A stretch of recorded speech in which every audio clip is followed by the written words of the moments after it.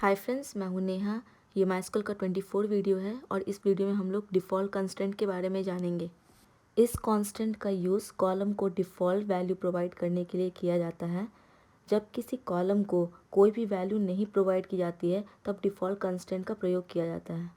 मान लीजिए जब हम लोग इंसर्ट इनटू स्टेटमेंट लगाते हैं, जब इंसर्ट करते हैं वैल्यूज़ को, और मान लीजिए कि कोई कॉलम है और उसमें कोई वैल्यू आपने नहीं डाला, तो डिफ़ॉल्ट अगर कंस्टेंट लगा हुआ है तो वो डिफ़ॉल्ट वैल्यू ले लेगा। जो भी आप कॉलम में आपने डिफ़ॉल्ट कंस्टेंट लगाया है वो वैल्यू डिफ़ॉल्ट ले लेता है।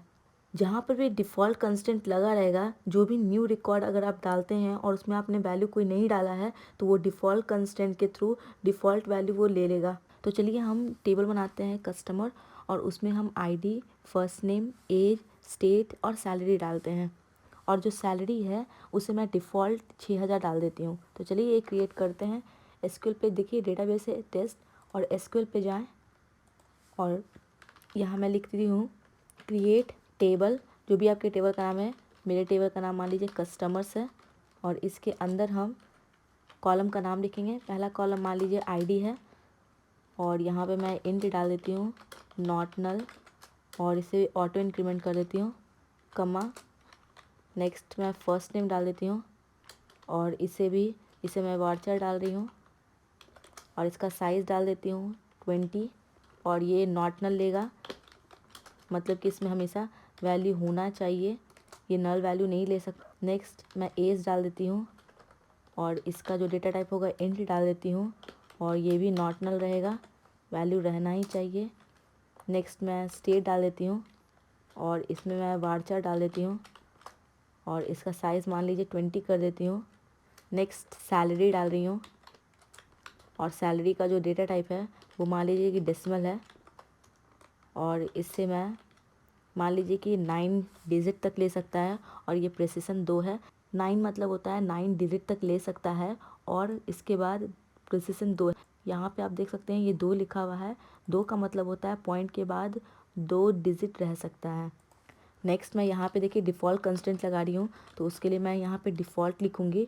और आप डिफ़ॉल्ट कितना को करना चाहते हैं, तो 6000 को। मान लीजिए मेरा जो सैलरी है वो डिफ़ॉल्ट मैं से कर दे रही हूँ 6000.00, इसलिए क्योंकि यहाँ पे देखिए 2 प्रिसिशन दी हूँ, तो यहाँ पे 2 प्रिसिशन लगा दी हूँ। नेक्स्ट कमा, और हम प्राइमरी की कर लेते हैं, प्राइमरी की, और आईडी को प्राइमरी की मान लेते हैं। तो ये प्राइमरी की कॉपी कर लेती हूँ मैं, और यहाँ मैं पेस्ट कर देती हूँ। देखिए अब मैं बताती हूँ क्या हो रहा है। सबसे पहले हमने क्रिएट की हूँ टेबल का नाम। पहला फील्ड क्या है, आईडी। इंट, ये डेटा टाइप जो है इंट लिया है, और नॉट नल, ये कभी नल वैल्यूज़ नहीं ले सकता है। ऑटो इंक्रीमेंट क्या करेगा, एक के बाद एक जो आईडी इंसर्ट होगा अपने आप इंक्रीज़ होते जाएगा।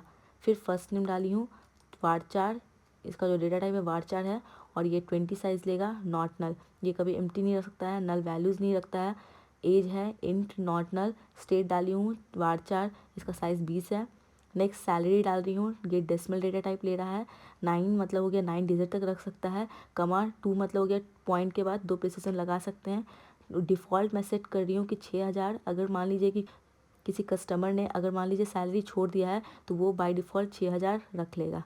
और ये प्राइमरी की डाल रही हूँ आईडी को, और इस गो पे हिट कर देती हूँ।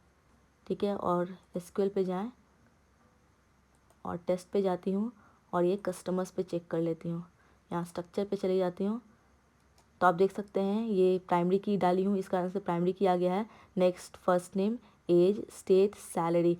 आप यहाँ पे देख सकते हैं ये डिफ़ॉल्ट लिखा हुआ है, और कहीं पे भी यहाँ पे देखिए नन नन नन नन लिखा है, मगर यहाँ पे देखिए सैलरी के पास जो हमने डिफ़ॉल्ट डाली थी 6000 रुपीज़ वो आ गया है। अब डेटा कोई इंसर्ट करेगा, मान लीजिए कि इंसर्ट पे जाती हूँ और एक डेटा आपको दिखा देती हूँ। तो ये तो आपका आईडी ऑटो इंक्रीमेंट है, इसलिए आपको यहाँ पे लिखने का ज़रूरत नहीं है।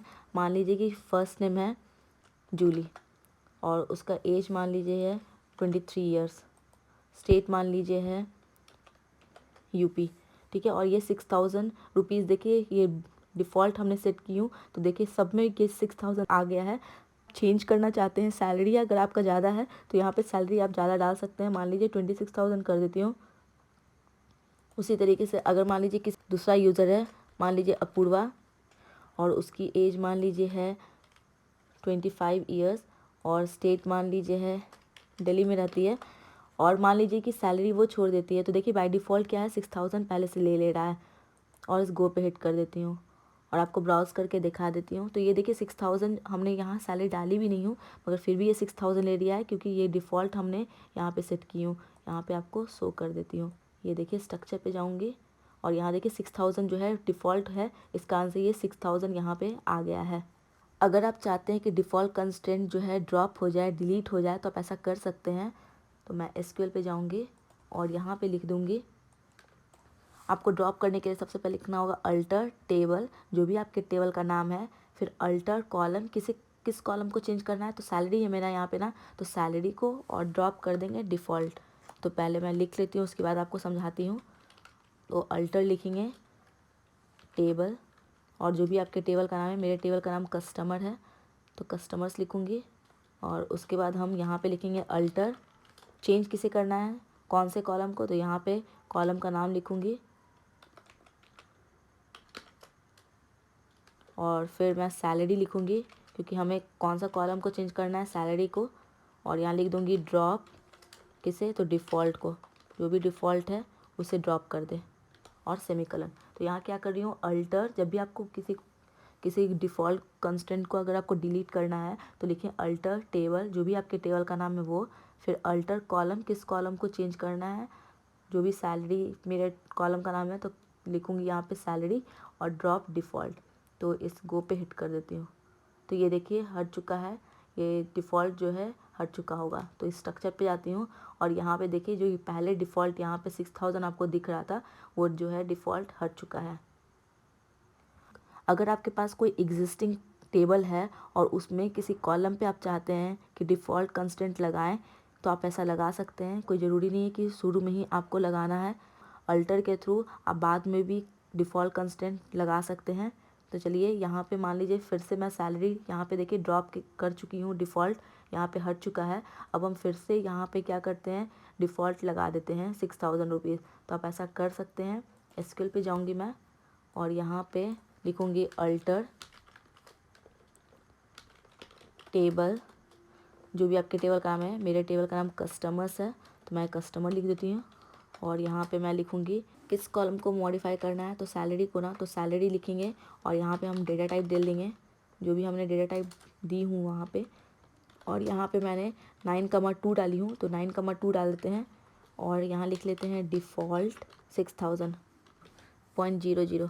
तो यहाँ पे देखिए जब भी आपको मॉडिफाई करना है, कोई भी एग्जिस्टिंग टेबल है आपके पास और कोई कॉलम है उसके अंदर, और किसी कॉलम में आप चाहते हैं कि डिफ़ॉल्ट कंस्टेंट बाद में लगाएं, तो आप ऐसा कर सकते हैं। यहाँ पे लिखकर अल्टर टेबल, जो भी आपके टेबल का नाम है वो, मॉडिफाई, जो भी आपके कॉलम का नाम है वो लिख लें।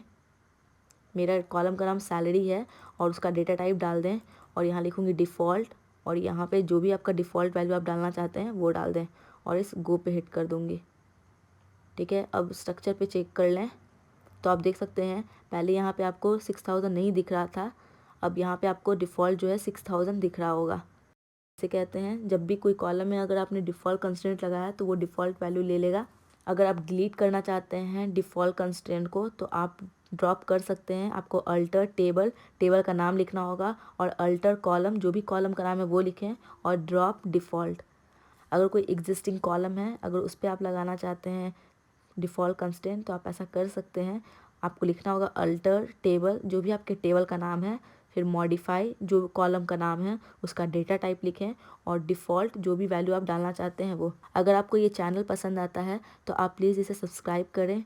अगर ये वीडियो पसंद आता है तो आप इसे लाइक और शेयर कर सकते हैं। आप इसके फेसबुक पेज को भी लाइक कर सकते हैं, मैं डिस्क्रिप्शन बॉक्स में डाली हूँ, आप देख सकते हैं। Thanks for watching.